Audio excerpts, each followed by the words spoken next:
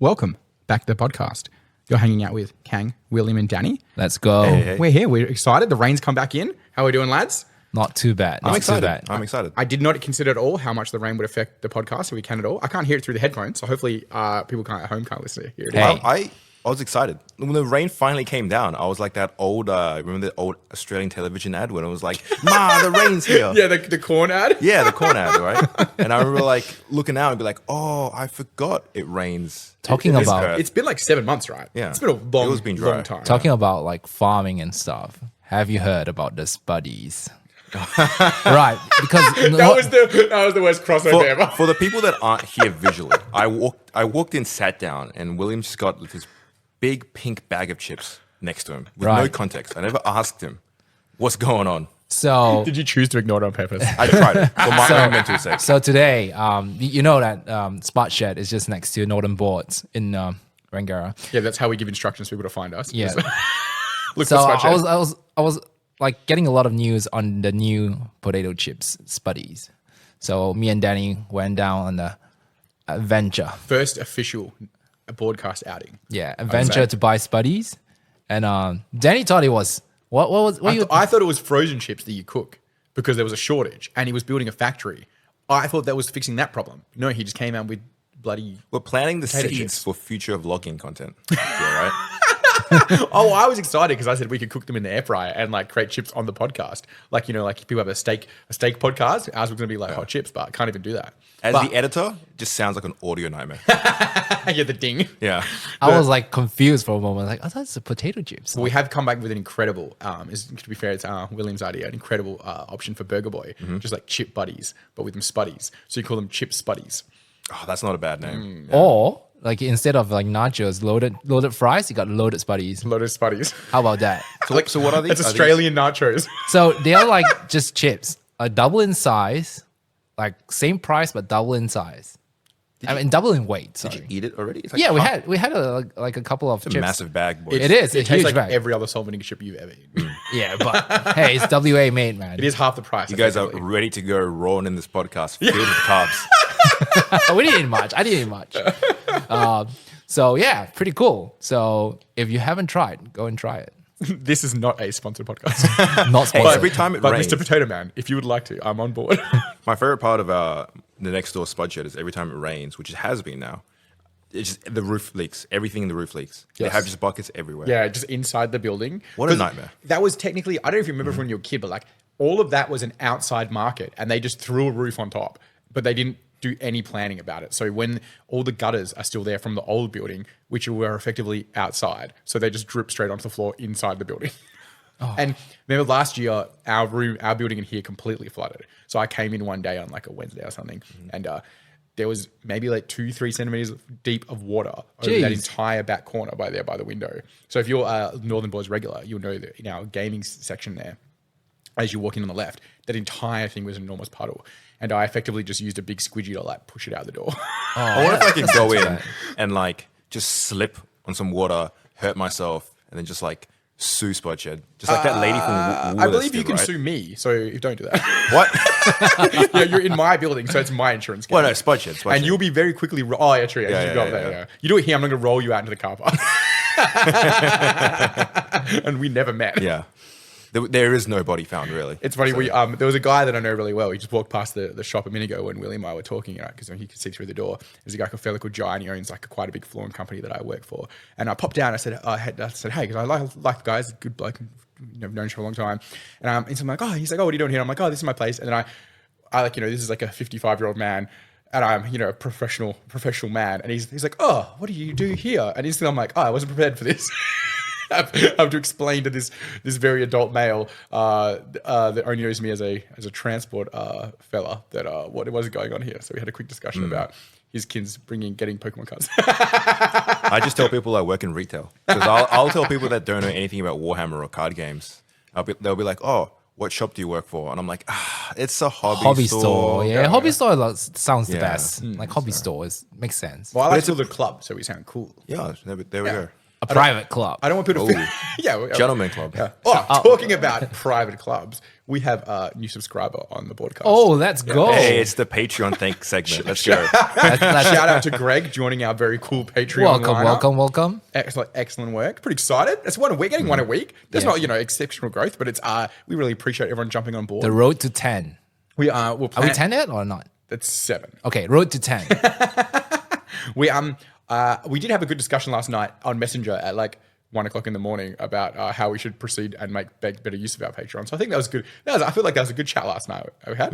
Yeah, some Spur at good the stuff. moment. Are we going to do like Discord as well? Is that something that we're thinking on as well? Yeah. I think the having like a Discord for our Patreons, we're gonna set that up. I'm gonna set that up today, and then having some more exclusive like videos and stuff, content that we can put in there that's maybe a bit more specific to.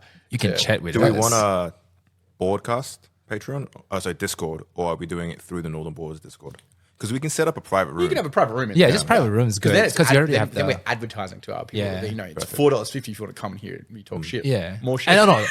Talk to us like private stuff. I mean, like talk to us like privately and give us like feedback or a Q&A session with us too. We talked about it before. I think the only reason I haven't used Discord as much before was I was being just old manny about it, and I'd never used it before, and it was like there's a lot. I think there's a lot of colors and things going on there. So I think I just need to get myself in the back end, you can do a lot, but for the average person using Discord, it's just a chat room and like place to hang out, right? Yeah. Because we used to hang out all the time on Discord. We played like Halo.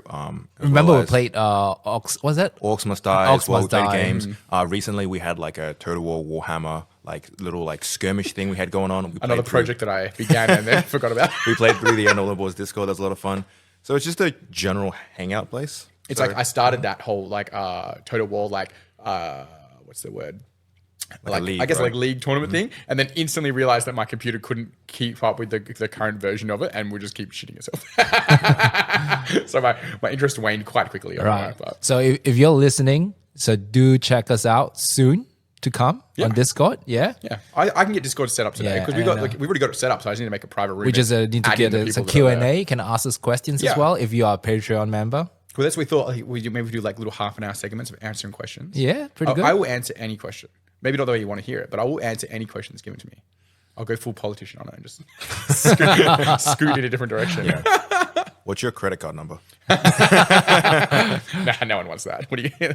That's 35 cents. It's been quite cool because a lot of our listeners can't see the numbers behind the scenes, but like we're averaging something like 50 to 60 listens each Spotify 60,000 people. 60,000. Whoa, yes. Yes. And then a nod.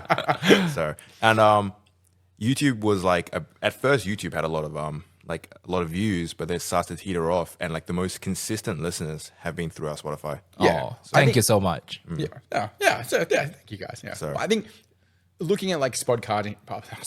Now I got Spuddies going in my head. Hey. The old spodcast. Looking at podcasting like statistics, Spotify does appear to be the best way to listen to podcasts. Like it's the most popular by quite a bit. What were people using before Spotify? Before I used Spotify, I would download it on Apple. Like you Yeah, download Apple it- used to be like, it's an actual like podcast. Well, they coined the term Yeah. podcast. So yeah, so that's where it comes from. Because like an iPod, so it was started on it was a cast you could listen to on your iPod. So What it's if a Apple was like, podcast. damn it, we should have trademarked it? Yeah, well, I'm surprised they didn't because they managed to do it with everything else, right? True. Although you still see like when you see like I don't know, because they got like iPhone, but you'll see like a company that's just like eye plumbing with a little eye, and you're like, interesting choice of name there, bud. Was capitalizing on that trending early days of marketing, right? This is completely completely off topic. Doesn't matter anymore. But whatever. This is where we're at. We're at the Boardcast. Nothing means anything. There's a company, Bibra Lake, and it was a fire company. And I can't remember what the anagram stood for, but for the last probably 15 years, it was called IFAP. And it was a little I Amazing. and then FAP in capital letters. And they finally changed their name to like Fire and Protection or something. What? Oh my goodness. Why? But there's this massive sign when you come off Farrington on the freeway, and you'd go past this massive sign of a guy in like a helmet, like a hard helmet, like a working helmet, and it just said IFAP over the top of it. And I'm like a 33-year-old man. I drive past every time, I'm like, I can't imagine if you work there and you tell people like, "Hey, where do you work?" Yeah. It was probably some guy who's been there. He's been doing that business for 55 years or whatever, and he's like, it's always been IFAP. And eventually, someone was just like, "Come on, man." Dude, I would have loved to call them up and like, hey, can I buy one of your shirts? Or yeah, just people kicking around in the brand. He's like, man, I don't know why our merch is so popular for a construction company. Interesting. So I think observant listeners might have heard that like me and Danny, we've been having some like car problems lately. My car recently just got repaired. It cost me like 1,600, which is always hurts. It's a lot. It's a lot of money. It always hurts. So I've been in the market for a new car, and I think we touched upon it like a couple episodes back. But boy, it's tricky right now, dude. It is very expensive now because It's like the housing market. it's shortage of like new cars and stuff, Yeah. and there's a shortage of secondhand cars as well. Someone I know was in the market to get a new car. They hadn't bought a new car in like 10 years. And they bought a few cars before that, and they always go for the cheapest possible car and then run it to the ground. And like they look after it, but they always try to run it through. And the last time she'd bought a car was like quite a while ago. And she expected to be able to sell this car and then get a new car for $1,000. And I was like, do not plan on that. Do not in any sakes plan on that. Like there's no way you're getting a car for $1,000 or even $2,000 that is an operable vehicle. Cars It's have like doubled that's in price. scrapyard numbers. Yeah. They've doubled. They've in price. increased. They've And there's increased. so many manufacturers out there. Like as someone that's not a car person, very, very service level, just browsing all the car options. There's so many. How do I know which one's good? Like I just am consistently Market unlucky. leader. Like I was just talking to William about this Yeah. before when we came in. I was like, I'm consistently unlucky with the vehicles that I purchase. Like last night I finished up work in a place about 3 hours east. It's called Yarraman, doesn't matter. It's called the place. It's about 3 hours east of Perth. And it started to get dark. I didn't account for the fact that the sun, I'm too far east now. The sun went down a little bit earlier. So it went down about 5:30 and I'm driving home. Anyway, I'm driving home and all of a sudden my like speedo stops working. So I can't see which speed I'm going at. So I'm like now guessing which speed I'm going at. But I mean, so far out, there's no, like we're quite far into the country at this point. And it's pitch black. So I've got to guess my speed of where I'm at because I've got no service on my phone. Otherwise I'd use Waze, and Waze has a speedo on there. So you can tell, you can kind of use that. So I'm guessing my speed. But I'm in a truck and it's got a governor. And what a governor does is it stops the truck from going too fast. So I'm governed at about 100 to 105 kilometers an hour. Anyway, so I'm trying to guess the speed I'm going, but I want to get home. So I'm going too fast, and now the engine light comes on because I've been going too fast for too long over the governor. So I don't know if I've caused damage or whatever, but I've got to go fix that. But the problem is the speedo was out as well, so I couldn't tell what was going on.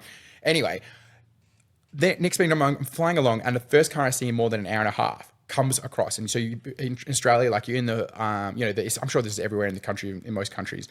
But there's lots of kangaroos, and so you have headlights, high beams on, so you can see in the distance. In America, It's like deers. I'm assuming it's around the world. There's different things. I don't know. Southeast Asia is probably tigers. Pandas. Yeah, I don't know what you're avoiding, but it's like you're flying along. Anyway, as you get close to each other, you put your high beams down so you don't like blind each other.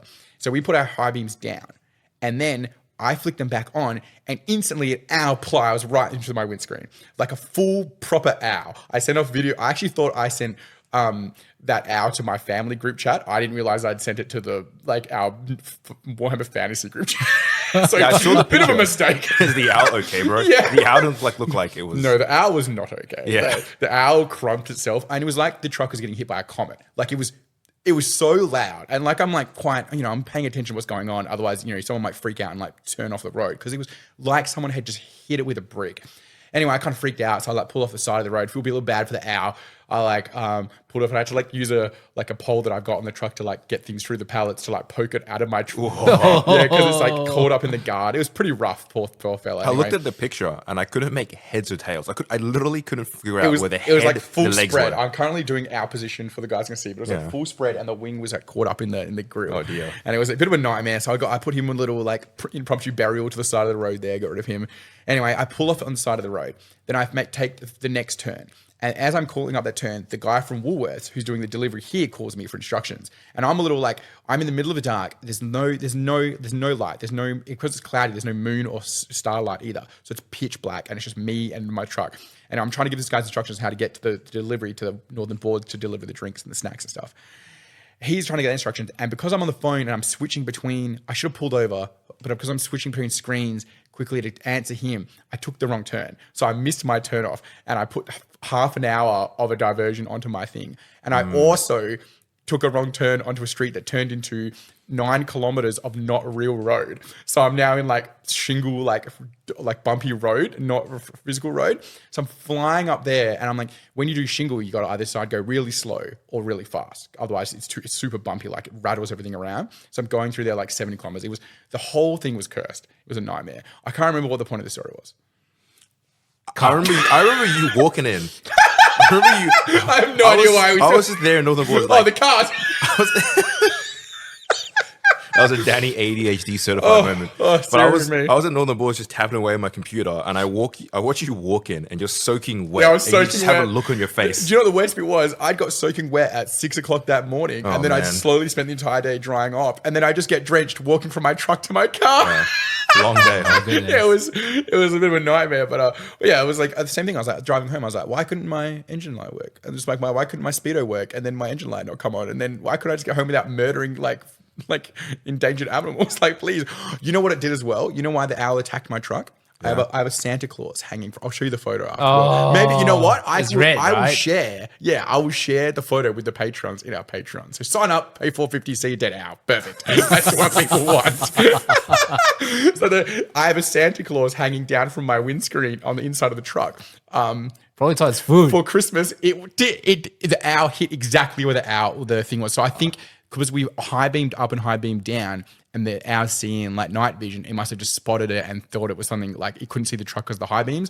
Just thought this thing was of animal, and it's plowed right where the Santa Claus is, and it's like feet out and everything. GG. Like, yeah, Danny saved Christmas.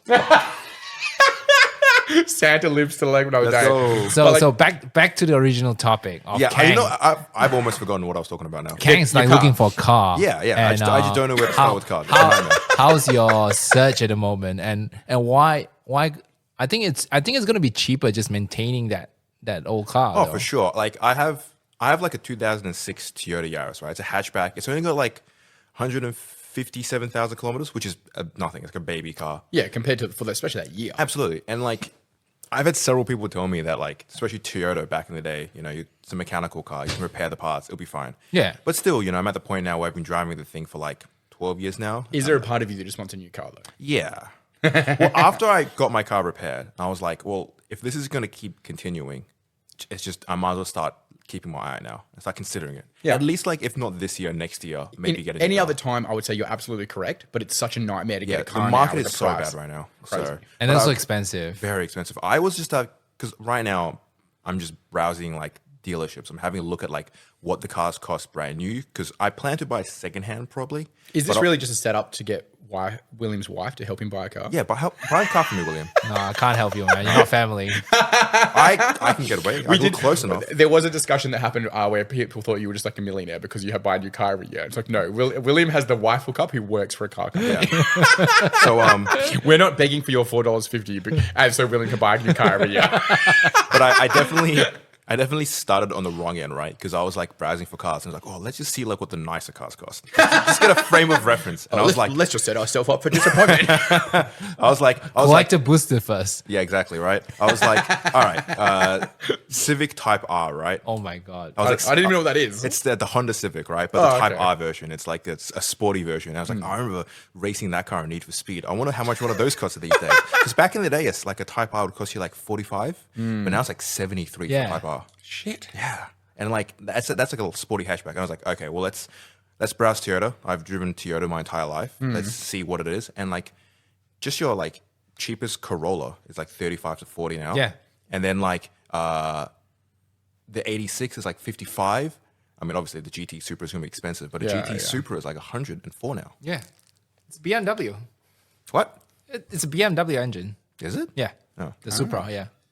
There you go. If you open a hood, it's just BMW there. So, and then I decided to like browse the secondary market, and like honestly, the prices on the secondary market are also pretty jacked up. Yeah. It's like you're looking at it, and it's comparatively speaking, it's like, is there much of a difference between secondary and like buying brand new now? It's one of these things I don't understand as well, because if you go to any car yard, they're full of cars. And when you go down to the docks at Frio, like where they import the cars from the ships, there's thousands and thousands. And then you go to Mannion's, which is the place over the airport where they store them, thousands. Is this like, what are they gatekeeping cars? What is happening? No, it's just pre-sold. What? How? What? Thousands and how? What? How? To who? I think like they pre-sold it and then they need time to process it. How, there's so many though. Apparently, the really popular cars are like Moving fast, sold like yeah. 3-4 months in advance. Yeah, I mean like Land Cruisers and stuff probably like sold out. But does right? everyone want a Land Cruiser? Yeah. Like, a Land Cruiser is a pretty expensive car. The average person isn't going out and buying a Land Cruiser.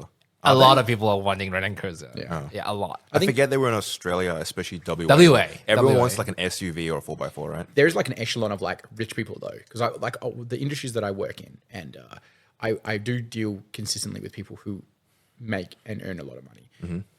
And there's definitely an echelon where you meet them and you know, they get their Porsche and their, you know, big expensive Mercedes and stuff like that.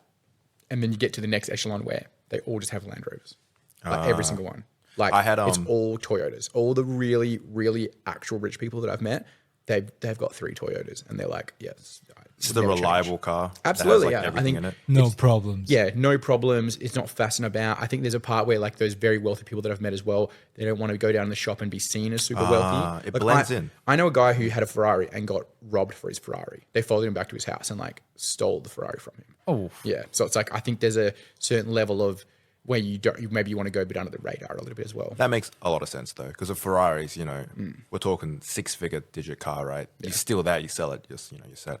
But yeah, the car is just tricky right now. I don't know what I'm going to do with it. So Is it again? Do you really need to change your car? yeah. no, do you really? I'm going to be so now that I've dived in a little It's bit like more. it's like you have the draft booster Yeah. car. It's like, oh, I already got Oko, but I want the borderless foil edge, the textured. It's foil more like thing. I have to be reasonable now, and like I look at it and I'm like, you know what? I'll just go get like a Mazda 3, or like I'll get like one of those Korean cars, like a Kia Cerato or something like that. Something reasonable, right? 'Cause Keys are from India.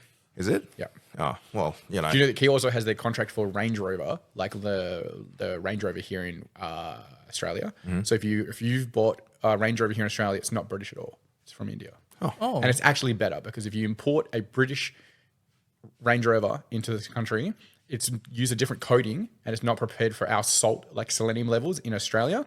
So it'll rust quicker. Oh, interesting. There you go. Key tips, buy a real one. Don't buy a second one. Speaking cool about importer. speaking about expensive cars, I had a real like snap to reality moment because I wasn't in Mosman Park or anything like an expensive suburb. I was just driving around in Joondalup, and I get to like the red light. I'm in my hand. I'm eating a sausage roll, and I look in front of me, and it's Important detail. it's a Maybach. Oh, What? Yeah. I'd never even heard about that till like, what was that show where they had the Entourage? I'd never heard of it. What? Every rapper raps about Maybachs. It's Yeah, like I didn't status know. quo. Well, I'm not following their cars that much, but like, I didn't even know that was a thing. But I'm surprised genuinely to see one in Australia. And I was like, what? here, I was like, anyway. what the hell is a Maybach doing in Australia? I was like, I've never seen one in my entire life. And then I'm talking out my ass, but isn't that like a $300,000 car? Like a $400,000 car? Yeah, I think they start around there. Yeah. yeah, it's expensive. So, I've seen 2 Rolls-Royce Phantoms in Perth, and they start at $1 million. oof. I was some sort of Eastern Asian fella driving with a top hat driving it. So I don't know if he owned it and he was very fancy, or if it was maybe like If he was wearing a chauffeur. hat, was he a Monopoly man? Maybe he's a chauffeur. it was quite a tall hat as well. And then the second one I saw another fella that I did work for, and he put one in his living room and then built the house. He put it in and then built the wall back up around it so that it was permanently in his living room. What? I think it was like a collector's one or something. All right. Yeah, I always toss it up to like you flip a coin, and it's like either a very successful businessman or drugs.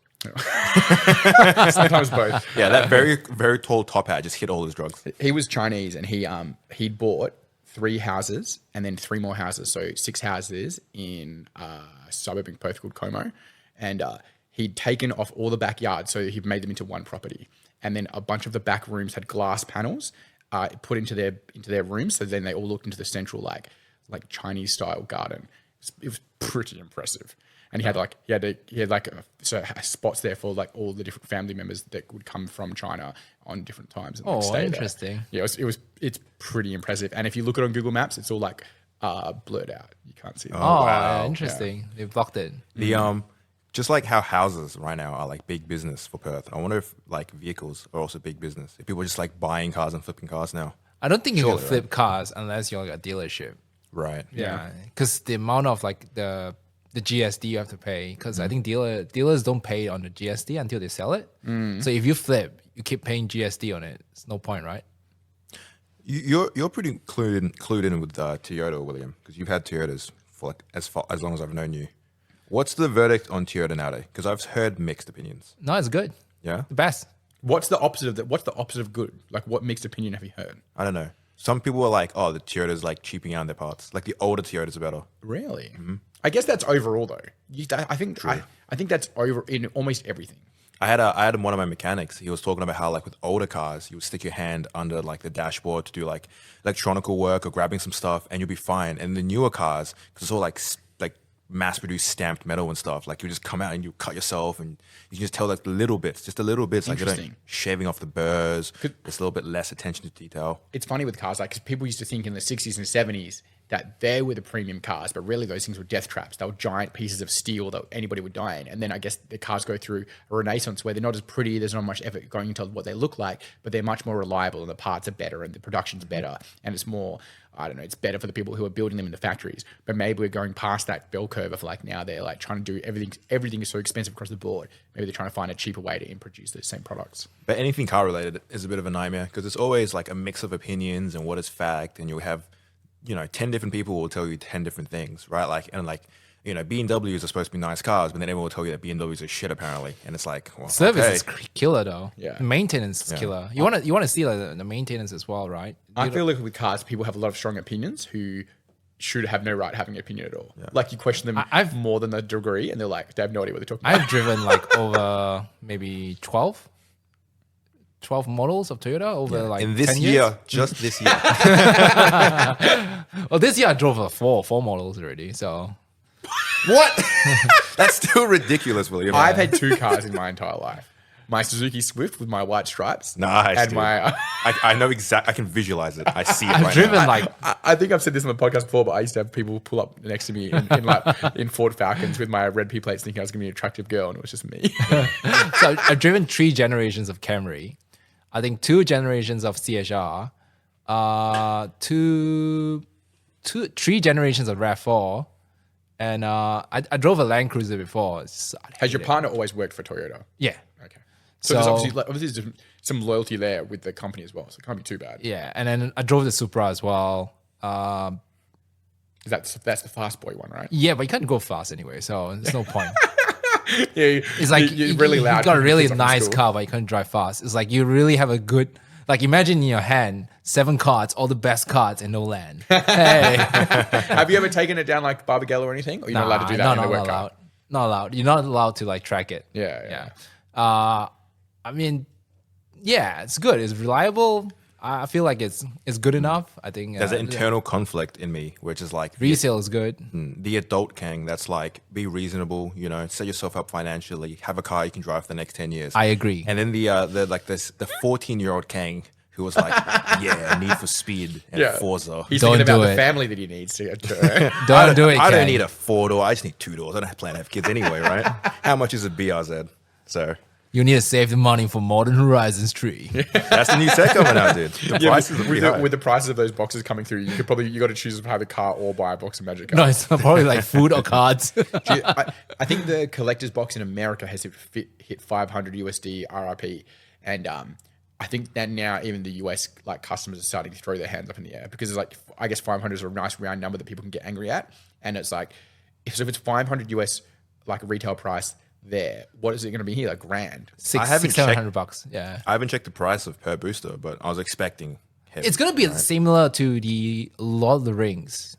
That was a $60 booster. Yeah, right? $60. That's cracked, but like as a shopping, when you have like, a mother will come in, it's like, oh, I wanted to pick something for my kid, and then like, I think you've had it where the lady's like, oh, is that the price for the box? And you're like, no, that's like $40 a pack. Yeah. And it's like, I'd get $3.50 pack of Pokemon cards from the service station or like the news agency for my mum every now and again when I was a kid. Can you imagine like trying to convince your mum when you were a kid to buy a $60 booster pack? My mum would clip me around the ears. It's because in the parents, right? Like, you remember when you were a child and like your parents would go to Target and they'll buy you like a tin, like a little like Yu-Gi-Oh tin, and inside would just be like dozens and dozens of cards. Yeah, But now yeah. it's you buy a pack. Yeah, maybe it seems less impressive. That's why I feel like the ones that like Kmart and like in America, I think they're doing like Costco and Target and stuff, where that single booster pack comes in like a bit more cardboard, so it looks more impressive. Ah, you know what right, I the mean? blisters. Yeah, the blister yeah, yeah. hangs in like a pack on a shelf, and it's the So same stuff. annoying to open though.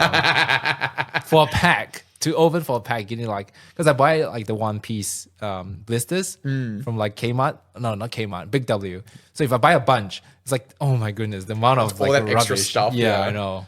People bought the Lord of the Rings set off the strength of Lord of the Rings, right? Because I actually don't think the overall return value of the cards was that high. No. But Modern Horizons 3 has a lot of powerful cards, and they're reprinting some expensive cards as well. So in theory, your return value should be quite good. True. So hopefully they get some sales. It's very powerful, this set. This Modern Horizons 3, like so far with all the spoilers that's coming out, the card seems powerful, like real powerful.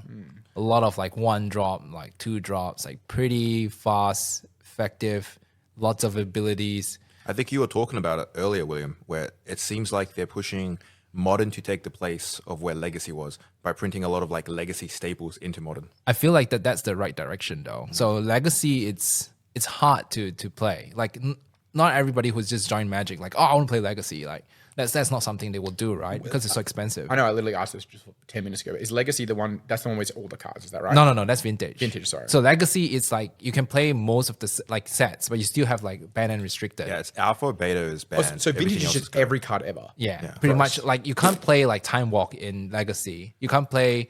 I think you can't play like I think Brainstorm, is it banned in Legacy? Brainstorm's allowed in Yeah, it's Legacy. Legacy. Do you I think- guys know of anywhere in the state running those events here? Yeah, there is. So there's Eternal Weekend, it's called. So you play Legacy in those weekend, and you get to win like Eternal cards, like really reprinted cards, but in retro frames. I'm surprised you weren't all over that, William, with, No. with the crossover name system going on there. It's just too expensive to join a Legacy game Event, though. yeah. It's just so expensive. Like there's no way you can make multiple decks. You can probably make a deck, but not multiple. It's unreasonable. Like it's unreasonable for Wizards to support Legacy because the reserve list makes Legacy prohibitive to enter. And so for Wizards' mind, it's like maybe we should pull away the efforts from Legacy and try to turn Modern into Legacy. Modern so is those looking Legacy good. players can still get something out of like a more popular format because it's got a more larger player base. Yeah. The only downside is you can't play your reserve list cards. The people that want the Legacy kit can play Modern, and the people that wanted like a little bit more like of a lower power level and a more like, I want to say like streamlined format can play something like Pioneer, right? So, and then the people that want to stay very current can play Standard. Well, so we're tossing up here on, we really want to push something into the more competitive one-on-one format. But what do we do? Like in the past, we supported things like Highlander and Tiny Leaders. We've never really pushed too hard for like Pioneer or the fall offs. Standard. Yeah, the fall. Yeah, I think it's one of those things Magic really wants us to push, and they'll give support and promos and singles and all those things to help us do that. But in the past, no matter what we do, we still need people to rock up to those events. So how do we support that? I feel pretty much it's just the barrier of entry. So not everybody could afford. Like I think the seven, like when we talk about 7-Point Highlander, I think the last podcast, is it the last podcast? Yeah. And then a lot of people gain interest with it, and then they want to like try the 7-Point Highlander I think with proxy, it makes more sense because like certain cards like duels or the powers, if you don't have it, you can just proxy it. So you don't have to spend like $4,000 just to play it for one time, and then you're like, maybe it's not for me, right? Yeah. But you can still get like the normal cards like Liliana, like of the Whale, is it? Liliana of the Veil, Yeah. They dropped price. Pretty much that card has dropped from like $50 to like now 20 or $15. $13. Yeah, $13. Look, $13. It used to be $50. So Which is it's astronomical because that was like one of the flagship cards. It was worth money for like a decade. It was a right? staple of Modern. It was like you look at Modern or Legacy, and like the Planeswalker was Liliana of the Veil. or And, Broco. and Jace the Mind Sculptor. Yeah, pretty much. So Yeah, these true. are That's my this one. is Jace like is like $20, I think, 25. yeah, this dropped tremendously. So I think the barrier of entry has dropped. Correct. So it's pretty good to jump on the format if you have not played the format. Well, the price shifts because cards like Liliana lose value, and then other cards gain value, right? Like, Right. like new cards like Ragavan come in and set the standard as being like an $80, $90 card. True. And I guess he still sits at $90 even after a few reprints, right? Correct. no, it's dropped. Oh, it has? Yeah, Ragavan has dropped. To what? I Roughly? think like 40, 50. Oh, okay. Yeah. Really? Still a lot, but not as much as it was, obviously. So. But Yeah. I do like the idea of playing some more Eternal formats, because playing these Eternal formats actually does get me more excited for the set. Because I went from being like shrug, like Modern Horizons 3, I'll keep an eye for it, sure, to suddenly like I actually want to see the spoilers now. And there's like new cards, as new cards get announced, I'm like, oh, that's actually exciting. That's something to try. I'm assuming you out. did the same thing, but as we were talking about it on the messenger to each other last night, I jumped on and looked at some of the spoilers. And I was like, Me too. I'm excited for they spoiled another blue counterspell, which can cost 0 mana. Oh, cool. It's like a 1 and 2 blue counterspell. Can't remember the name, but it's if you sacrifice a blue creature. That's the new spells that's coming out. Like I think they have it for all colors as well. Yeah. So the green one is pretty good. It's easy to like. What's green one do? It's cultivate. Oh, but for free. You sack a non-token creature. Wow, Yeah. can you imagine that for so Amulet? they're non-token creatures then. You sack a non-token green creature. I think. Interesting. I'm assuming the blue one's also non-token then. Yes, has to be Yeah, non-token. non-token. Yeah. The but it's easy to shrug at like, oh, that's another like 0 mana counterspell. But I think it's good because right now control magic has been the weakest it's ever been. Like tempo and aggro strategies and combo strategies are stronger than ever now. Because there's so many ways to defend yourself from counterspells. So then finally printing another 0 mana counterspell is like giving them a little more tools. And it's easy to be like, oh, it's another Force of Will. It's another one of those 0 mana counterspells like a Daze. But Modern doesn't actually have anything like that at the moment outside of Force and Negation. Yeah, we had a quick look at like the I guess it was what was the format we were looking at the other day on Goldfish. That was Pioneer? Modern, right? It was Pioneer. We're looking at Pioneer. Pioneer is actually quite a fair format. I'm really excited to give Pioneer a try because Pioneer doesn't have 0 mana counter spells.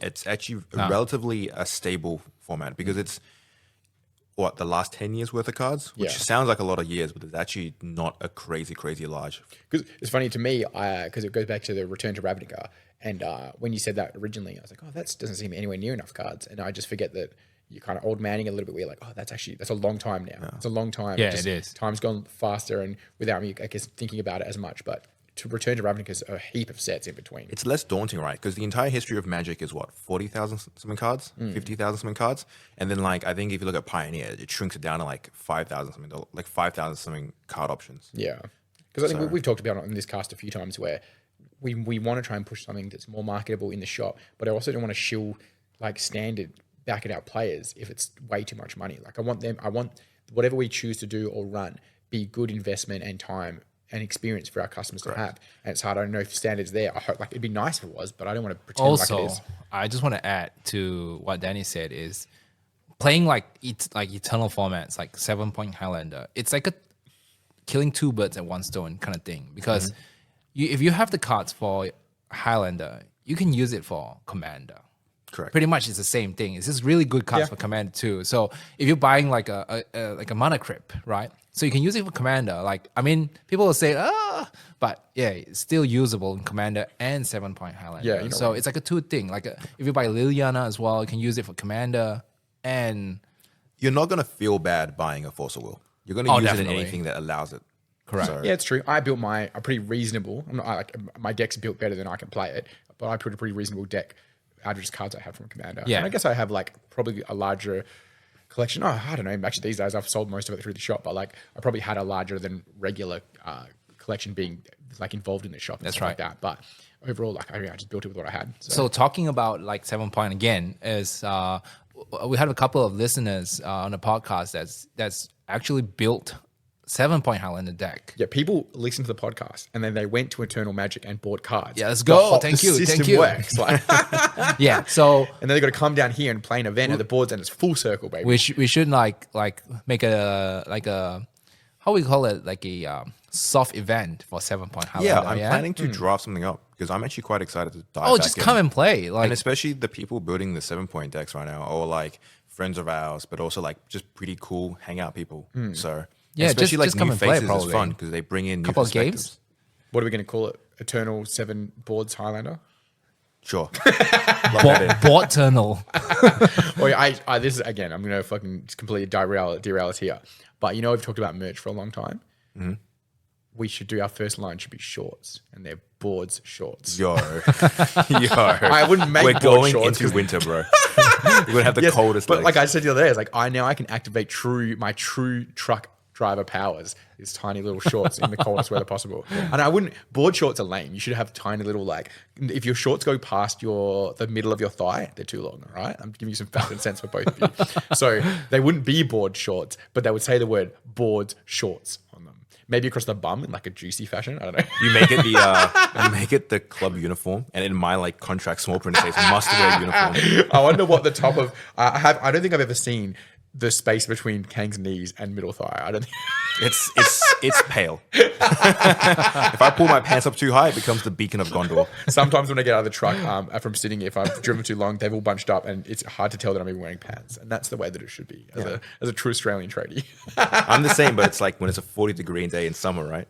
And you're just lying on the couch. No, it's shorts time all day, every day. All day long, every day. Oh my The goodness. only reason I'm wearing pants today is because my cat decided to sit on my neatly folded clothing, so my clothes are a bit more furry than I wanted them to be. Oh, So I bought lip brushes just for the shop so I can defer. I guess looking forward as well, like 7 point for the long-standing eternal players. For Northern Boards, I think I would really like to see like I'm gonna start making some plans for us to starting Pioneer, because I think Pioneer has serious legs, especially it's eternal. So everyone that buys Pioneer cards won't feel like their deck becomes irrelevant, but it also still get the excitement of every time a new standard set comes around, new cards actually add to your format. then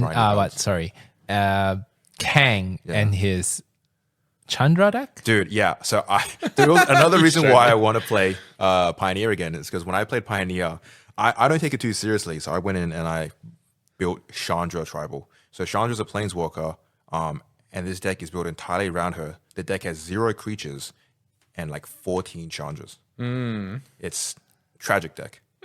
I maybe win 1 out of 10 times, but if I do win, it's fantastic. If you do win, it makes the other person feel real bad because of their inability to play. Yeah. Psychological warfare is the best way to play Magic. But there's actually some really cool decks coming out. Like when we tried playing some Pioneer around, I know one of our friends, Alex, he built a deck called Mr. Plow, which is just like a vehicles deck based around this card called Colossal Plow. And I love it because Mr. Plow is obviously a Simpsons reference. You know how I've talked before about the Simpsons references following me around? The other day, so at this Magic set that just came out was Thunder Junction, and it's a cowboy-based set, and they gave us some promos to hand away. And one of these things was a bolo tie, and it's like a have you know what a bolo tie is, Will? It's like it's like a string that cowboys wear, and it goes around their neck, and it's like a cool guy tie. So it goes around the collar, right, and it tightens up, and usually there's like a little cowboy hat that's the tie knot for that. So it's like a cool guy tie because it's not a professional tie; it's like a cool rope-looking thing with a like casual tie. Yeah, right. On that, we talked about it on that way home. The Simpsons episode was Grandpa wearing his bolo tie, and the whole thing was he used the bolo tie to put on his door because he was making out with his new girlfriend. And I was like, "It happens again, boys." How does it feel to be in the Matrix, Danny? I'm gonna walk in one day with a blue pill and a red pill. I'm like, make a choice. Crazy. Oh, dear. Yeah, so definitely look out for that. 7 Point Highlander guys. If you're gonna play, I think you can just drop by, play casually. I think that Kang, do you have a deck ready? I have my deck pretty much ready. Yeah, I have a deck ready too. So I'm gonna add some new cards and make it more like current. So I don't want to be that guy, but if we wanted to try and coax people from Commander and say 7 Point Highlander into Pioneer, do we mess around with the format and say like, hey, we'll try for a Pioneer day where it's like one-offs, and that's way it's I think if you want to play Pioneer, you play Pioneer. Like I feel like it's easier to play Highlander because if you play Commander, it's easy to like transfer You already over. have one of a card, right? But that's what I'm saying. So like we have struggled to get people to play those formats here. So it's easy to then try Pioneer if everybody just has one of cards because you can then build a deck out of what you've got. Rather than, I think like one of the big pushovers from getting people back into the 4 format is like said you the other week, you need a Shield of the Right, it's $45, $60. Now I need to go buy 4 of them, and the average user is not going to need 4 of those guys. Correct. So they're much less likely to try it. But Pioneer with 4 like one-offs is weird. Well, Pioneer, the whole concept of Pioneer really is just that it's the time frame. So from Ravnica forward, correct. It's like a modern, I guess is the best way to put that. So is it less about that format having 4 of doesn't make it more competitive, and it doesn't make it cheaper, and it doesn't necessarily make it better. So is it just a legacy like statement saying you need 4 of? Because like One Piece doesn't do 4 of, right? It's 4 of 4. Oh, okay, well that's wrong. Yeah, playset's 4. Is it Flesh and Blood where it's 2 of or something? 3. Or 3 of. 3 of, but they also have a lot of cards have 3 variants, so you can have 9 of. Yeah, Okay, pretty well, much. Don't worry about that then. Okay, so speaking from experience playing a lot of like competitive Magic, there's a very, very different play style between singleton formats and like non-singleton formats. And it's one of those things where like I really still think Magic is balanced around multiples of cards. Got it. Especially in an environment where like people are more used to having playsets of cards, it becomes way easier to get playsets of cards. Because people will trade for playsets, right? And there's inherently, ideally, you've been in an environment where the store also is able to supply like playsets of things and sell things in playsets. Yeah, So it doesn't become too much of a hassle. You do see like on auction house and stuff, because I'm still in a few. I try to avoid them as much as I can because it's a money sink, right? But you see a few of them and they still do play sets as sales. So I guess you're not wrong. And there's an argument for both sides about the gameplay. With Singleton, because you're only running one-ofs cards, your every single deck is what's known as archetype based. So you're building around an archetype. You're building around tempo, or you're building around mid-range control. And what you're trying to, because you're only allowed one of your card, right? So you have to play around gameplay ideas. Like you play you're around looking like, for multiple cards to do. and similar multiple cards to things. do the same thing. With 4-of card formats, you can actually build around like combinations of creatures. So like you maybe have like 2 or 3 cards that are really like what your deck is built around, and you'll run 4 of those and you build around that, and you get way less of the archetype defining, and you will have way more of card defining strategies. Like a single card will define the strategy. Like the vampire deck right now is based around this card called Soren, who like drops vampires out real fast. And because it's a 4 format as well, there's a lot of skill involved in the deck building, because you have to know when you want to run a 4 of a card, 3 of a card, 2 of a card, or even just want to run 1 of a card. Yeah, the puzzle piece in the deck build is much more important, I think. Yeah. So I think there's a lot more skill expression, which is why I think most competitive formats stick to 4 of a kind. And Singleton it's different. It's different. I've played both and I enjoy both, but there's arguments for both sides. True. Yeah, but like I said again, if the barrier of entry, I think for 4 is a little bit high because you need to buy 4 of the mythics and stuff. Correct. I guess there's nothing stopping you playing Pioneer, which is one of, if you choose to do that yourself. Yeah, right? yeah, of But maybe you course, said a of bit of a course. disadvantage compared to someone else. Yeah, but definitely, like if you play Commander, like 7 point is just like a little bit like a tick away. Yeah, You yeah. can just transfer all your like your lands over as well. Well, that's what I mean. I think that's what I'm trying to get at. It's like, how do you convert a player base who's clearly already likes the singleton format more into trying something different? But It's like, do you like to go infinite? Do you like to lock your opponent out?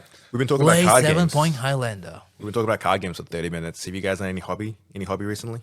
Here and there? I actually have. Yeah? Yeah, I've been playing a fair bit of Warhammer Fantasy, and Oh. I've been enjoying a lot. And I got a bit of a spur on to like put some vampire counts together. So the other day I was even building stuff, and I was even thinking about painting. Oh. And thinking about painting is obviously like 12 steps ahead of where I was before. So I've actually really been Vampire enjoying counts. it. It's nice. Like I started this shop like 4-ish something years ago with the intention to have a cool place to come down and play games, and it hasn't really turned out that way with excessive amounts of work and things in between. So it has been nice to actually get back in and play some games. And I think fantasy is such a big positional world for me, and being back in and playing with some really good people and like other like members of the community has actually spurred me on to be like, oh, I could play 40K again and like play some Lord of the Rings and stuff like that. I think though that it's crazy. You do the thing you love and you love doing it. So it's like, I don't know. It feels like you've taken like a 10-year break, right? And suddenly you're back into it. You're like, oh, I remember why I like it. And I saw you the other day with like vampire counts. And I was like, wait a minute, Danny, you don't have a vampire count army. What happened? I was like, and people keep saying like, well, how, like, they saw me building that. I was putting together a vampire count army, like thing. And I was going to do it as like a half Tomb King, half vampire count army, which is like the 2 different like undead factions for Warhammer Fantasy.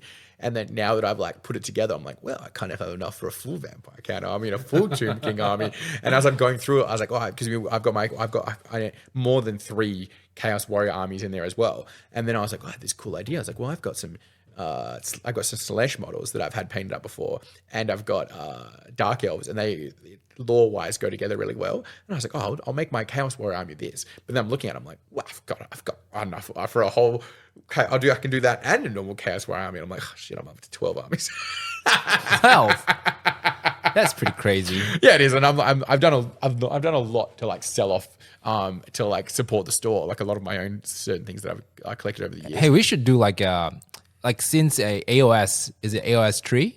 Yes. AOS 3 is No, coming. 4, sorry. 4? Sorry. 4.0, yeah. So AOS 4.0 is coming. Like we should do like a actual unboxing on the podcast. for like the starter set. Yeah, we just do like unboxing, and then we can chat about the miniatures and the models. I'm not sure about the rules, but I can tell you a lot of like, miniatures and stuff. Like, is the model cool or not? I'll tell you that. But it's regarding the game or the rules, I just like. Ugh. Well, there's definitely a push for AOS 4. Like, there's a lot of guys that are really keen for it in the shop. There's people that are playing now and they're getting ramped up for it. It's one of those things that exists a lot here in the state, but we just haven't got our little portion of it because people are like, I guess they're finding that place, they're thinking other places. So it's definitely something we do need to focus on and look for as well. So Yeah, cool. We can do like for Modern Horizon 3, probably like a set review, probably. Yeah. Just unboxing it, and then we're just. They're really teasing us with Age of Sigmar, man. They just need to show more models. They're doing like one model at a time. It's like That's one how it is. every It's week. like one June, model. right? Yeah. It's next month. Oh, is it? Usually. Is it? I think so. July? June, July? I don't know. End of June, July. I can't remember. When's the last? We should know that, but we'll figure that out. Usually, No, because there's no now official date yet. because Warhammer Fest last year was this time, 28, 29 to May. So they revealed like the Leviathan set, right? And then Leviathan came out like a month or two later, I guess. What's really gonna make or break when a new edition comes out is how good that that brand new edition box, right? Because every time they do a new edition, they'll release like their big starter box, and it brings a lot of people in. So they need to nail it, I think, with Age of Sigmar. I wonder if, because they've officially come out now, GW's officially come out and said that the popularity of Warhammer Fantasy and the return to the old world has been significantly more popular than they thought it was going to be, and that they has officially increased the scope of what they're going to do for the old world. So I wonder if that popularity and them need to like print those models has dampened or made it harder to deal with AOS and 40k. You know, like if they've only got so much printing capability and it's now being shared out more than they thought it was going to be, I wonder if that's created an issue there where it's going to like slow that AOS thing down because they haven't got a date. Maybe they don't. Maybe they push that date back a little bit. All right, if you're wondering why there was a hard cut, we had a minor technical issue where I freaked out. I thought our recording disappeared. There was pure fear on my eyes. Yeah, the look of Kang's face drop as all four of us, and like because Kang, like William was on a bit of a time sink as well, so he's like making faces at us to like wrap it up, and then like Kang out of nowhere just like full shuts the business down, and we're like, well. Yeah, I looked at my laptop and the recording software just like closed. It disappeared. There was and also- I freaked out. I thought it was all gone, but it auto-saved, thankfully. There was also a moment there where Kang played back the podcast to figure out where you're from, and it only played the podcast from last week, and it was. Oh no. So we We're are back. -1 William. Yes. There's two of us here, so you know you're getting the third of the podcast you were a minute ago, but that's okay. You get more intimate. You're getting the intimate experience Yeah, with Danny yeah. and Kang. Kang and I have taken our feet off. We actually locked toes underneath the tables. So. And I can't call HR. Even the I've graced myself out. So we're talking about sorcery. Yeah, sorcery is pretty hard to get our hands on right now. We're hoping for a restock coming in. I can't remember if I said it or not because obviously it disappeared in the cut. But sorcery right now, it's like I remember trying to order more sorcery, and overnight, literally overnight, it went from hundreds of boxes to 0 boxes. What a nightmare, right? And I think it's hard. It's like any new game that comes out has to mitigate that. Like we're still feeling that from One Piece, where people want more product. As a store, we want more product. People demand it, and you know, Bandai announced they're going to be releasing even less product. It's like okay, it's like how Yeah, do you ludicrous. Yeah, and it's like I get it. It's totally pushing up the value of those products and you know the base value of this, which totally makes sense. But it also has to mitigate the demand from the customer base. So it rides a tight wave. I think One Piece is over that hump that it needs to get to, where I think it's going to stick around for a long time now. It's got that popularity. It's going to stick around. But where Sorcery, I think they may have gone into a little too low for how popular it's going to be. And now it's spread, the product that is out is spread too thin. And I think some of those people have cooled off where they're not as excited about it anymore because they, you know, there's always new product for different companies coming out. So they might have moved on to the next thing already. And you see some of the guys who maybe left Fab to play Sorcery and were coming to the store for the first time playing Sorcery. Those Sun events have started to quiet down a little bit because we can't do the drafts, we can't do the events and provide any prizes. Some of those guys have gone back to Fab. I've seen on a Monday night instead of coming on a Sunday. So you do see a little bit of pullback from there. And I think that's what's important about these companies preparing themselves for the market before they launch in.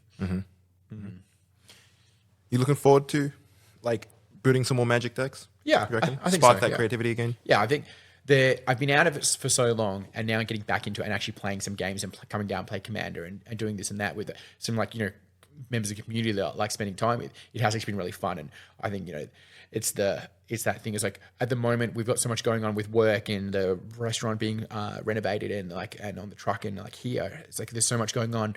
I haven't really had that time, but I'm back into itching to want to get back into it. You know what I mean? Instead of jumping on the computer and maybe doing invoicing when I should be, I'm jumping on like new recruit and building a new Warhammer list instead. And like a little. The other thing is like you need that passion and that kind of excitement for the hobby that you need to keep moving forward. And I think that's important. As us being in the store, we can't play every game and enjoy it the way that everybody's game that they want us to be a part of, but we have to have some sort of passion for the hobby. Otherwise, what are you really doing? Absolutely. I think it's awesome to see that you're like got that spark in you to try and like play more games and get more creative again as well.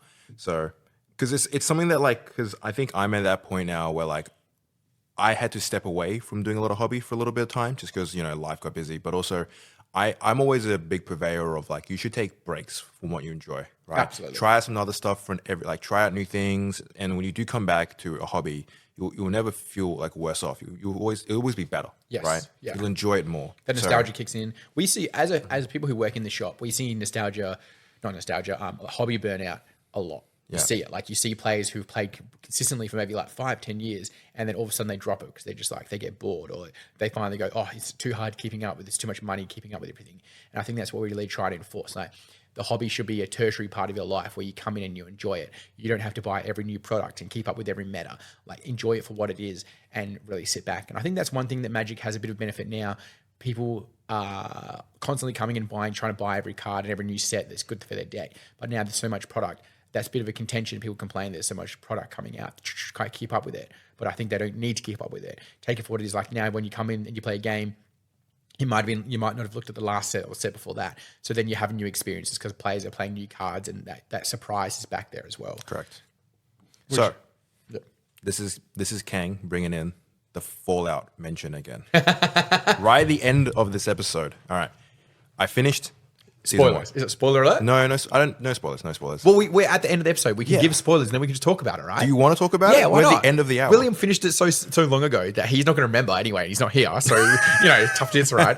So it's like, but we're at the end of the podcast. We're going to talk about the show. If you don't want to listen, like don't listen. Thank you for listening. Yeah, check us. Go away. Check Boardcast on episode. I forgot the number. Yeah, what? 9? We're 9, 8. Yeah, just come back in the future and listen to 8 and 9 and 10 and 7. We promise we'll have something special for episode 10. We promise we'll have an intro song of some kind. Look, I'll pull it up on Spotify right now. We'll check out which one. Right? We'll just keep the vamping while we're going here. Yeah. All right, this is episode 9. Nice. So we maybe have a little party for number 10. Yeah. 10 is a milestone. We can try the Spuddies chips that William was really keen on the podcast. Just crunching on Mike. All right, people driving their car like, oh, what is this? I know it's already bad enough when I've had too much water before and you can hear it. So, when you mentioned that spoilers, start now. Right now. Yeah, right now, this exact moment. Goodbye. You know how Lucas was like, he was super keen for season 2. That's me. I get it now. Yeah. Because I finished it and they set up so much. And then it's like season 2. Yeah. And I think people would have a disservice if they don't, when season 2 comes out, if they don't go back and then rewatch the whole of season 1. Because there's like some really cool like nuances and story things that have happened. And I think it really, you want answers now. You want it now. Yeah. And that's like the best thing a show can do. Like, I don't know, I've watched heaps of shows in the past where it's like, I remember Blacklist when it started was really good. And then eventually just like, you're like, clearly they've run out of ideas here. You know what I mean?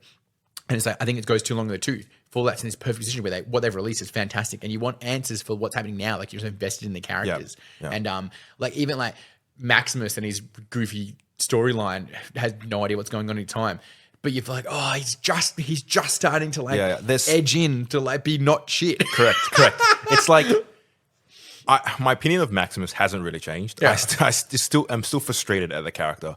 But it's like almost right at the end where you can tell like they're just about ready to set up like his character growth. For the entirety of season 1, it's like them shitting on Maximus. He keeps getting knocked out, punched in the face. Bro, ever since you explained to me the whole thing where you can take perks where you're just lucky and you shit at everything else. Yeah, he's stumbling his way through. It's actually changed. They should have done more to explain that in the show. Like right at the end when they walk in and they're like, Maximus killed their leader. He's the knight. Yeah. And it's like, he's like, I was knocked out of you. He's bewildered. Yeah. Yeah. He just keeps stumbling his way through like some level of success or like even just surviving. He's a character that shouldn't be surviving. Bro, the bit where they showed his foot, I was eating ice cream and I was like, Oh, the other guy, Thaddeus. yeah, Thaddeus, yeah.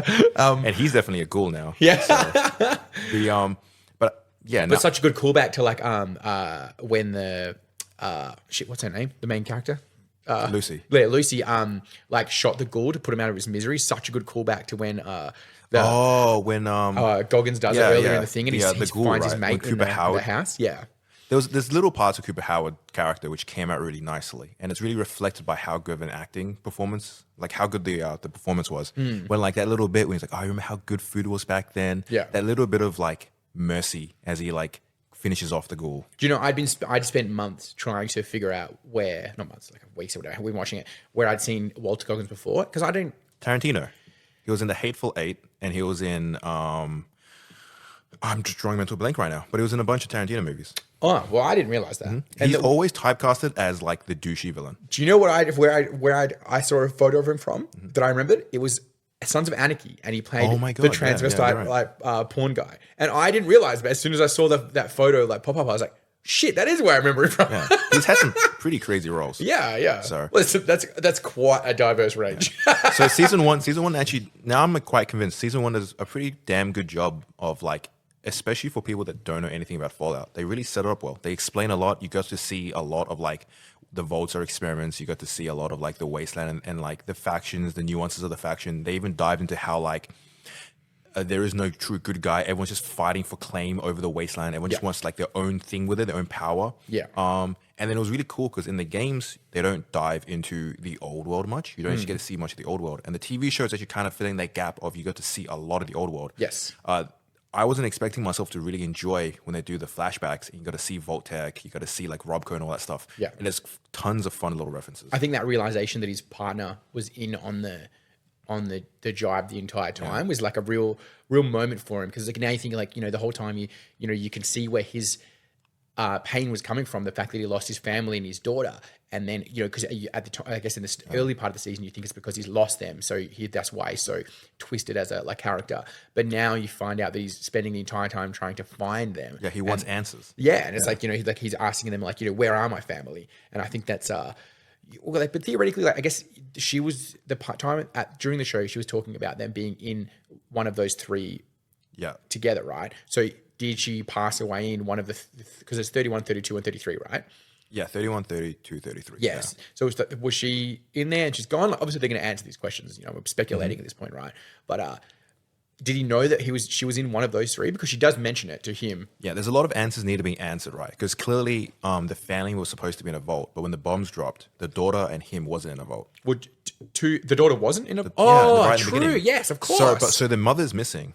And then Cooper Howard and his daughter wasn't in a vault when it dropped. But clearly, the plan was for them to be in a vault. Yes. So maybe when he's like running away on his horse, maybe he had a direction of where he needed to get to, rather than him just running away from the thing. Yeah, you're right. And then there's a bit of contention in the fans because the show kind of implies that Voltec drops the bombs, or like the Voltec was responsible. I don't think they for causing imply the it. I bomb think drops. they just say it out loud. But the games always imply that China dropped the bombs.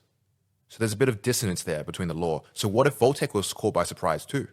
True, that's true. Would you think maybe it's there's this? So when I say China was even though that I say China dropped the bombs, the games are also quite vague. Yes, Everyone that tells you that like China drops the bombs is also in a position of like propaganda too. So it's never exactly. Well, I haven't played the games, but we're talking about it from. You just said that this is the first time you see more of the flashbacks from the experiences beforehand, right? So when you're playing the games, are you ever playing from the?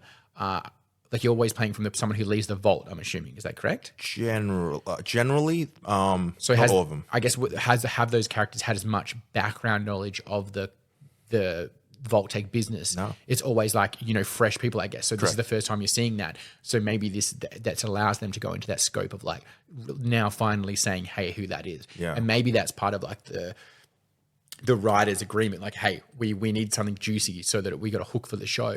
What can you give us that's going to allow us to, like, you know, make it worth someone who's played the games come and watch the show and be worth it to them, you know? Some people were upset that like it like undermines that like global conflict between America and China in that Fallout universe. But I actually think narratively it's interesting because it really kind of reflects on that allegory of like corporations taken capitalism to the extremes, right? Where the human lives are resources, and these companies are willing to do the utmost to nuke their own country for profits. And so that's that like.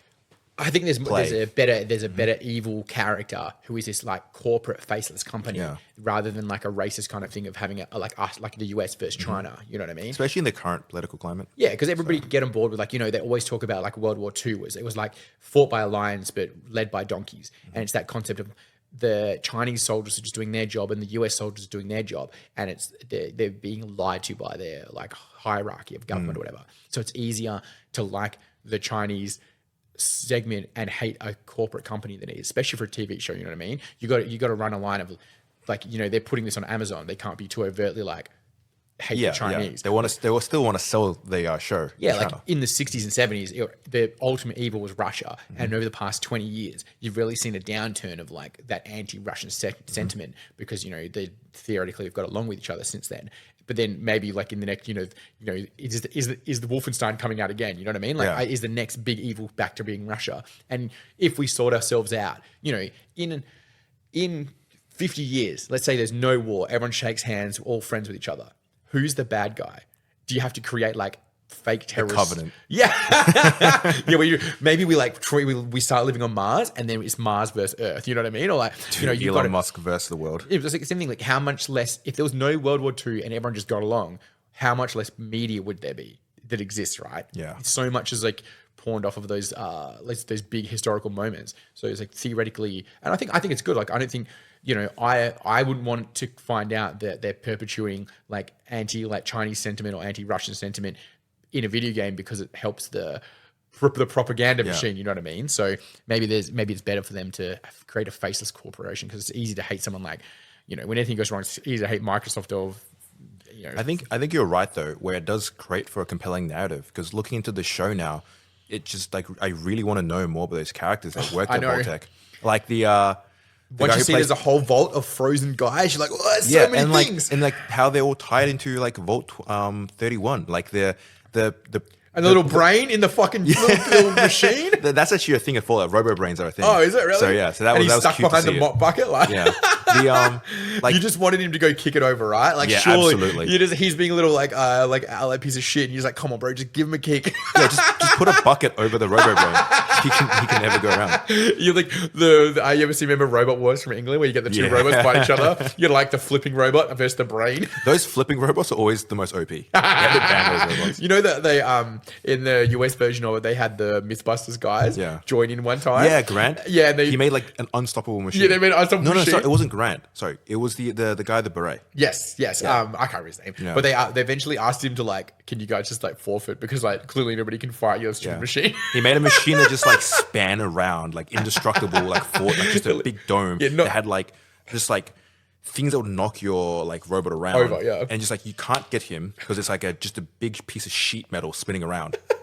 And like it was like the least exciting. Like there's other ones built like literal knights with like axes and stuff, and this is a spinning piece of sheet metal that nobody could beat. So they're like they asked him apparently on the side like, "Hey, can you just forfeit?"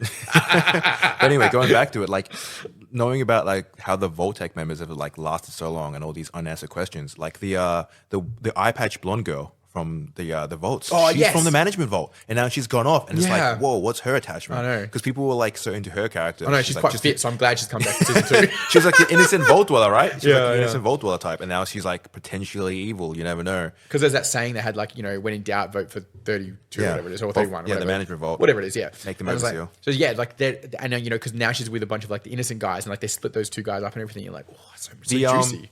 And will we see her in flashbacks in the future? Because is she from the future? Oh, from the past. The past, yeah. The brother really turned out to be like a character that was pretty compelling. Yes. The part where he just goes up to the guy and he's like, "You're a coward." I was like, "Oh, that's cool." He's got guts. But and then like the guy who plays Twin Peaks, Paul Atreides in the OG Dune movie, he's the dad, the overseer. Oh yes, yeah. He grabs the suit and he's gone off to Vegas. That's the part which is massive, right? I think a lot of people were like pretty. Okay, so I didn't know that. So that's what that last scene was, where he's approaching that city. That's New Vegas. I get it now. So it's important for a lot of reasons. Fallout New Vegas is... I didn't realize, but that's a huge drop for season 2. It's a massive drop for season 2. Because Fallout New Vegas is like, in a lot of people's hearts, mine included, right? People are very protective of that. So people are like nervous to see how it goes. New Vegas is such an iconic location. And what really matters as well is that it ties into the old world flashbacks. In that big corporate meeting, the guy that had like the mustache and the CEO of Robco, he's Mr. House. So he's like this massive player in New Vegas where like he was able to protect Vegas from the nukes with like his own defensive measures. So he was able to preserve Vegas in like most of its like purity, even into the wasteland. So it's like structurally intact for the most Mostly part. structurally intact. And like, well, only the Vegas area, the Vegas Strip himself. He was planning to protect all of Vegas and into like even into like Freeside or the surrounding areas. But because the bombs dropped so suddenly, he was one day late in getting all the preparations ready. So he was only able to protect Vegas. Interesting. And so Vegas is this massive oasis. That's so interesting. That's such a cool hook. Like, and then like Mr. House has become this immortal figure. So we know that immortality is now a thing in Fallout because of the show. well, it's not so much immortality; it's more they've been cryo frozen, so they still have only 100. True. Like ghouls live immortal. Oh Ghouls yeah, live 100 yeah, years. yeah. So yeah, actually, yeah, you're right. But it's interesting because Mr. House lives only as like through the videos and holograms of himself in Vegas. He's always shown on the TV as like this Mr. House figure, but he's been cryogenically frozen the entire time as well. So he can be reprieved. Maybe, but in the games he's not the same. He didn't have the same life support device that Vault-Tec has. Interesting. So he's kind of like buckled up. Yeah, he's like when in the games when you get to Mr. House, he's like an ancient man who's just like in a life support machine, and he's like kept alive by. It's like the emperor. Yeah, he ruled. Yeah, exactly. He rules over New Vegas because he owns Securitrons, and they have all these robots protecting the strip and ensuring like the law. Interesting. But it's important because we're going into Vegas after the game Fallout New Vegas, so we get to see the aftermath of what happens. So it's 15 years after the events of New Vegas. We're like deep in spoiler zone here. So Yeah. what's the ending of New Vegas game then? That's the problem. So there's multiple endings and it's based off the player choice. So that means if we're going to Vegas, we're going to see the canon ending. We're going to see a canon of like what actually happened. I hope they do like a Facebook poll like a year from now and be like, what ending do you want? It's going to be divisive because even to this day, people do argue over like which ending is the better one for Vegas. Interesting. Do you have a preference?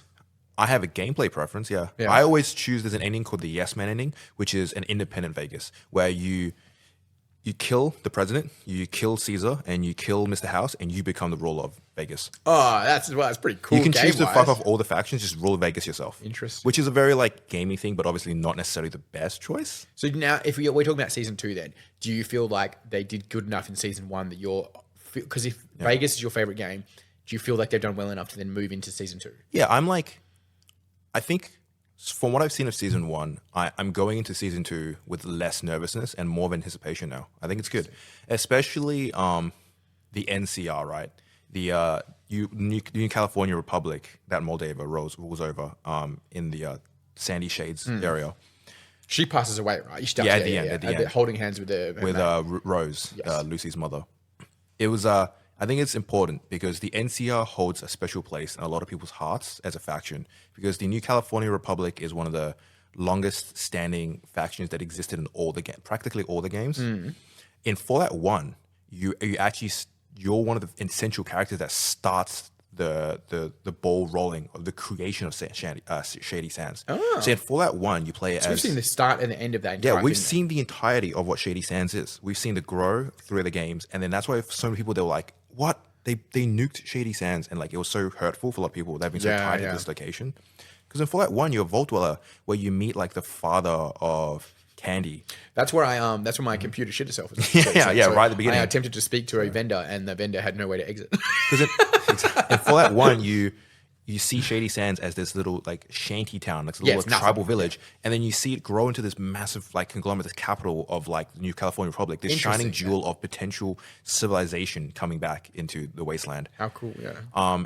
And I definitely was like one of those things where it's like I was curious to see where they take the New California Republic in the TV show, and I thought they did pretty good. I think right at the end it was really kind of like a bittersweet thing to see that all the lights turn on, right, and over Shady Sands, the remnants of Shady Sands. It was a cool bittersweet moment. Yeah. Especially that right at the last moment. Because that's where Maximus gets bombed, right? That's where Maximus comes in and they're like, you killed the leader, you're now knight. You remember? No. It wasn't that was because they were at the conservatory. But isn't the Shady Sands getting bombed by the girl's dad? Yeah. That's where he came out of the fridge, right? Yes. Yes. Yeah, but right at the end, they're in the observatory and they're looking over the remnant of Shady Sands. Oh, okay. So it's Yeah. the remnants of Shady Sands. Yeah, Got it, because got it, like got it, got it. Moldava gets the I don't know, the MacGuffin Power to core, to, yeah. to start the cold fusion, right? Got it. And then the Now, cold, so I'm putting those together now. I get it. So that crater of the place is in the center of Shady Sands. and it's this kind of bittersweet thing of like you got to see, like even obviously there's still a lot of New California Republic out there, but you got to see that like the New California Republic right at the end as they turn the cold fusion on, they actually meant well. They truly meant well. Yes. As a faction, right? So, and then it was kind of tragic to watch the Brotherhood of Steel come in and out. Who knows what they're going to do with True. And if you're a citizen of that town, Yeah. all you'll see is the next day you're celebrating because the power's been put back on, and you'll see the Brotherhood of Steel walk out of that building. Yeah. So you can only assume that they're the one who did it. Why would anybody know any different? Oh, true. That's Because crazy. it's hearsay. You don't have like how would anybody know? Like there's no record. And now of the that. Brotherhood hold control. It's Yes. crazy. So they theoretically would just come off looking like they're good guys. They defeated the whoever's in power, I guess the remnants of their government, and then they came out and now they're the ones with infinite power. You've also got a world that has infinite power now. Yeah. Well, the cold fusion was always implied in Fallout. Interesting. So to actually see it in the TV show is like, oh, okay, there we go. Well, I wonder if that's like a end game thing then. You know what I mean? Like I wonder, because they don't know if they're going to get redone for season 1 or season 2 or season 2 or next season, right? So does that wrap it up if it needs to wrap it up, and leave it open if it needs to be open?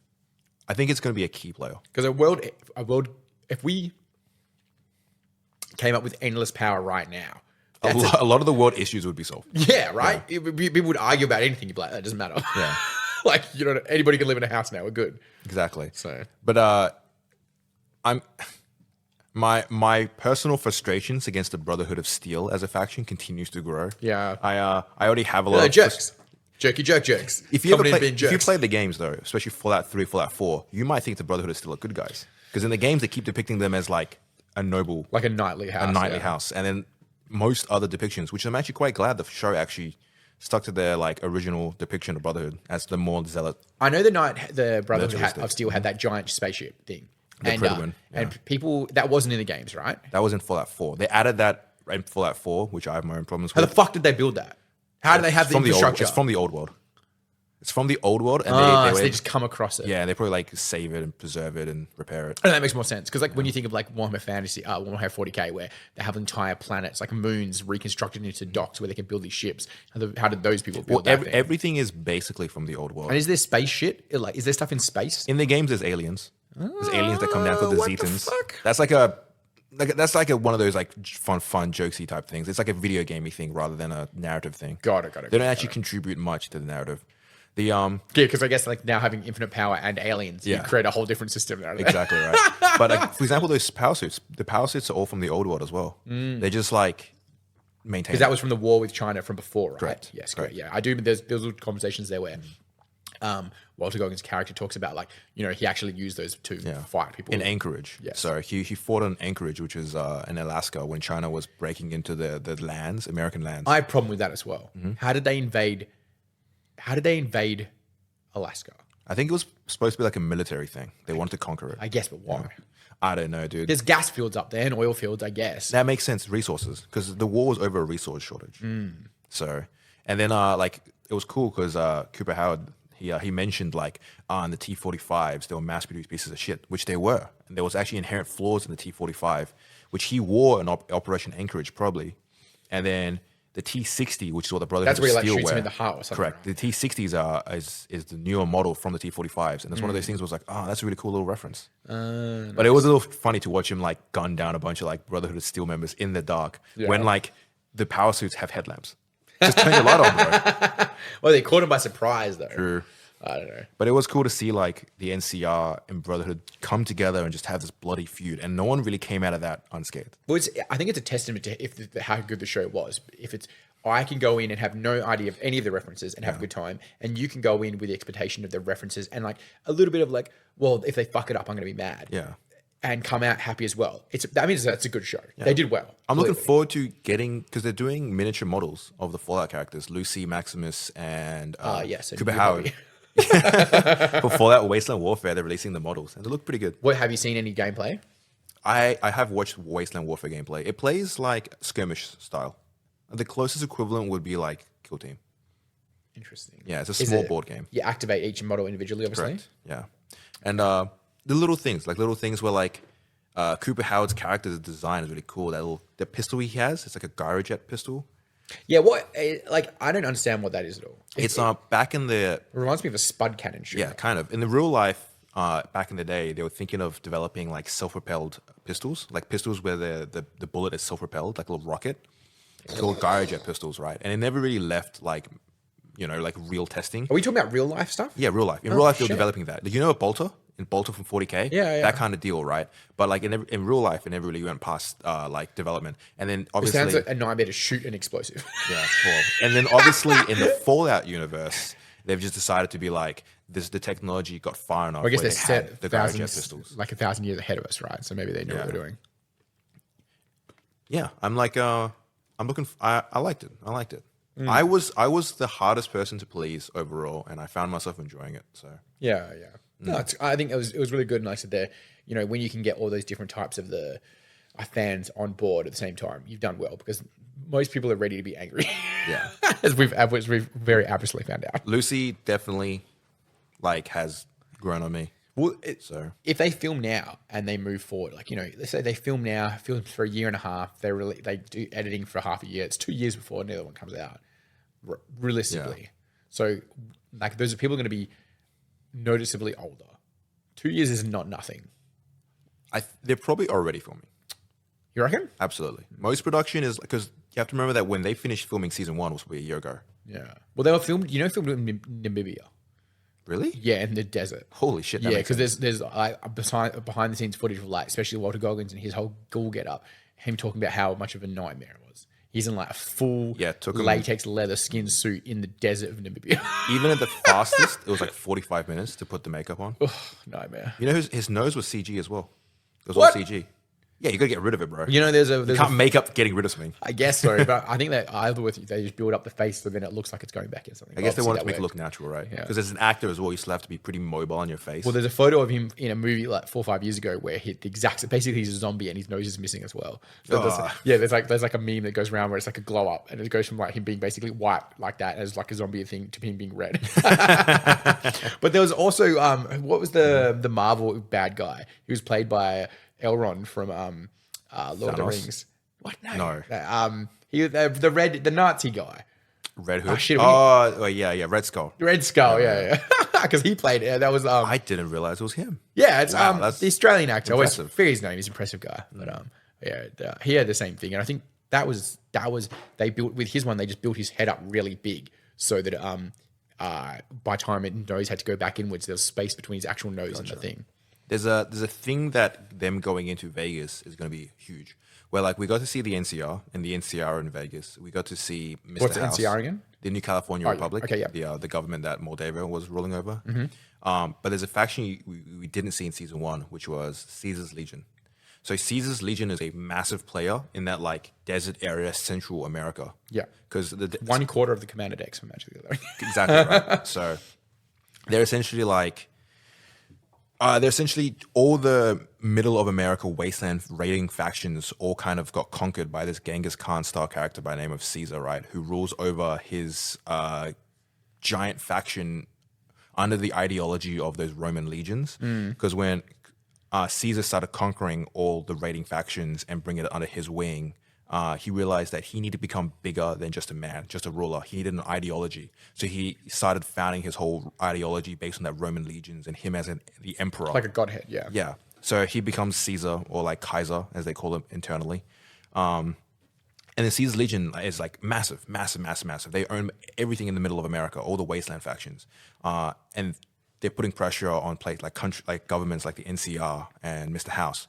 So going into Vegas, they clearly have to show what happened to Caesar's Legion, right? So, and Caesar's Legion is going to be an easy villain for them to write because the Legion are like slavers. They'll murder people relentlessly, but they're also this weirdly. The purpose for Caesar's Legion is that they're supposed to be the villainous faction, but even though they're villainous, you understand why they exist. Yeah. Because you need to rule in how hard the wasteland is. They need to rule with an iron fist to maintain order within their own people, right? They have strict rules like no drugs allowed, absolutely. Like murder and thievery is punished by death. And all these things where That, like Iron Fist approach. I guess. yeah, but then also they're terrible people because they'll absolutely rape and pillage, and they'll absolutely they're also like trade slaves. This does pose a question at the start. So at the start of the season, the NCR now we know it is effectively break into the vault and then kidnap the father of Lucy. Mm-hmm. But at that time they're all psychos, and then they stay inside the vault and they get fed lunch and stuff like that. But they're still psychos. But when they go back there to the NCR headquarters at the observatory, they're all like farmers and friendly people. And you see like one of the ghouls that Lucy released from the organ factory. You're right. I forgot about that part. Yeah, so he's like there, and he's like, oh, yeah. There's a point where they make a point of showing that he points out that it's her, and that's So which ones are they? Are they psycho like raiders, or There's are a bit they of narrative happy there where I'm like farmers? trying to figure out where that separation broke. So my head canon is that after, because obviously they were a very structured government, right? Civilization was coming back essentially, and after Shady Sands got nuked, I'm assuming they kind of went back to being pretty feral, like raidery, survivory types. So maybe Moldova had some of those around, and that's how she got into the vault. I guess. I don't know. I feel like there's gonna be some padding out of the story. But the only way you make it make sense story wise is that she used raiders to then achieve. yeah, that's what I figure the storyline is gonna go. So because like you see those guys who are then caught like in jailed inside the vault, and then you see that like it's just very contrast to what the end what they're trying to make you believe. So it's also gonna develop because the NCR is not gone. The NCR was more than Shady Sands. It was like a big portion of California. At its peak, I believe in like Fallout 2, the population was like 3 million people. 3 million citizens. it's not nothing. Yeah. Yeah. So True. and so we're going to see a lot. I'm going to see a lot of elements. I think there's a lot of pressure on the writers to see where they're going to take the writing. So, Yeah. Do you think like when a show like this does well and people are actually happy, because like every show that comes out, everyone's fucking mad. Yeah. Like the Halo thing, you're right. It's like, those guys are just like, all right, well, we just get to season 3 because they'll get to season 3. And it's like they're like, all right, we get to season 3. But do you think at the end of like Fallout, when everyone's super keen, they're like pressure's up. They're like, oh shit. I know we'll have to see, right? I think what They start to scramble, like, oh, we need to shit. Better do well for season 2. I think shows like this and shows like The Last of Us, because I think I haven't watched The Last of Us TV show, but everyone that's told me said that The Last of Us TV show is literally 1-for-1 the game, like 1-for-1 the exact narrative. Yeah. I see. I again had never played that game, and that was pretty good too. So like maybe other You can definitely writers tell now- when they're doing. There's certain episodes where you're sitting there watching and you're like, this is very clearly a video game. Yeah. It's like they go to like the top part of a building and they're trying to like not get heard by the I think they're called clickers, where they can hear them if they make any noise, and then they've got to get out of that building. You're like, this is very clearly a level, and I've never played this video game before. That's very cool. Maybe I should watch the show. It was good. I would probably enjoy it. Yeah. Because maybe now it's like going forward as we get more adaptions for franchises, maybe writers and producers would be like, maybe we should just stick to our gun. Maybe we shouldn't like mess around with it. Yeah, It's like everything is set up for us. All the hard work is done for us. We shouldn't try to mess with it, right? We have this like encyclopedia of knowledge all ready to go. Now we just stick to our guns and go. So, all right, but we've been rambling on. That was an extra 36 minutes, man. I would keep going, but my child is actually calling me, and we've gone all the way through to 3 o'clock, and I need to pick him up from school. Oh no! All right, we got to save Lucas. Really appreciate everyone hanging out for an extra probably like 40 minutes there with us. But yeah, thank you so much, Take care, guys. guys. Really appreciate Catch you in the it. next Catch you next episode. time.